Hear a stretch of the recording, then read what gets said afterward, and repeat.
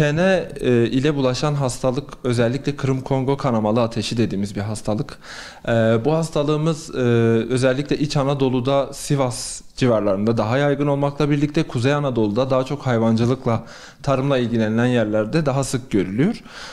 Kene burada bir vektör, yani aracıdır. Kene normalde hayvanlara bulaşır ama hayvanlarda belirti göstermez. Ama bu insana bulaştı mı ölümcül tehlikesi olan bir hastalığa dönüşüyor.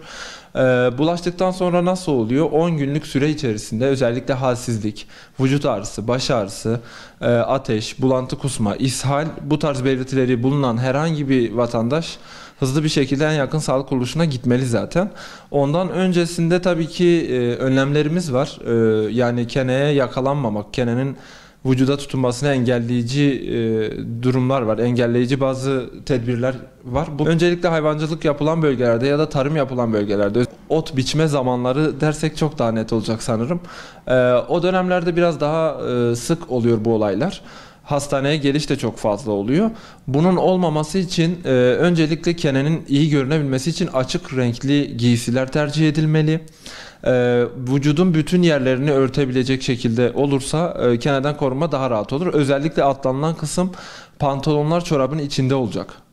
Bu önemli çünkü kene oradan girip vücuda tutunuyor ve tutunduktan sonra çok daha zor oluyor sonrası. Tutunursa da kendimiz müdahale etmeye çalışmayalım. Özellikle bu kısım çok önemli çünkü kenenin baş kısmı özellikle tutunduktan sonra vücuda giren kısmı baş kısmı olur.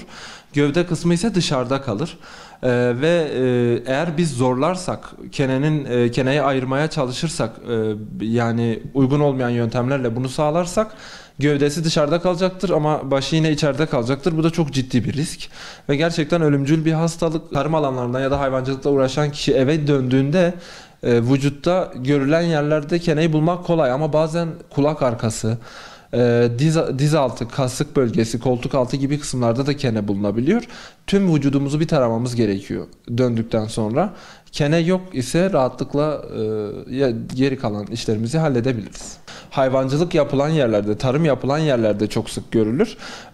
Ot biçmeye bu yüzden vurgu yaptım aslında. Çünkü o işi yapanlar genelde hayvancılık da yapmış oluyorlar. Pikniğe giden vatandaşların da çok dikkat etmesi gerekiyor. Özellikle erişkinler için bu durum biraz daha rahat olabilmesine rağmen çocuklar dertlerini ifade edemiyorlar. Yani çocuklarımızın özellikle piknikten sonra bir ateşi, bir ishali, bir halsizliği olmadan bunu engelleyebilmek adına öncesinde bir vücudunu taramak gerekiyor. Bir yerde bir kene var mı? Bu durum gerçekleşti mi? Kene tutunması oldu mu diye bir bakabilmek gerekiyor. Keneye işte bazı yanlış yöntemler var. Öncelikle ilk etapta yapmamasını tercih ediyoruz. Yani çünkü bahsettiğimiz kenenin iki ayrı bölgesinin olması, kafa kısmının vücut içerisinde kalması çeşitli risklere sebep veriyor.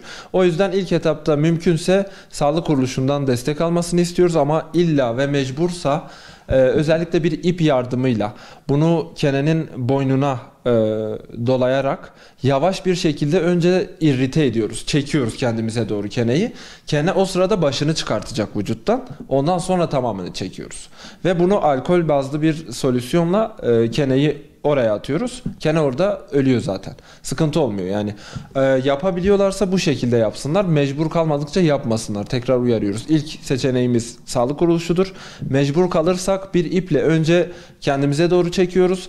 Kene biraz vücuttan baş kısmının çıkmasını sağlıyoruz. Çok fazla da çekmiyoruz. O gerginliğin dozunu iyi ayarlamak lazım. Çünkü eğer çok fazla çekersek gövde kısmı kopar. Geri kalan kısım içeride kalır ve maalesef çok bir faydası olmaz bize. Kene ile ilgili bir aşı henüz geliştirilmedi. Maalesef bu hastalığa şu an destek tedavisi verebiliyoruz hastanede. Hani engellemeye yönelik bir tedavi değil de olabilecek şikayetlere karşı önlemlerimizi alıyoruz. Hastanede yaptığımız budur. Özellikle bir kene tutunma vakasında vatandaşlarımız kendi çıkartmaya çalışmadan en yakın sağlık kuruluşuna başvursunlar. Zaten sağlık kuruluşunda gerekli tedbirler söylenecektir. Özellikle 1. 3. 7. ve 10. günlerde kan tahlili ile tekrar durum kontrol edilir. Riskli bir durum yoksa ve belirtiler de yoksa süreç sonlandırılır.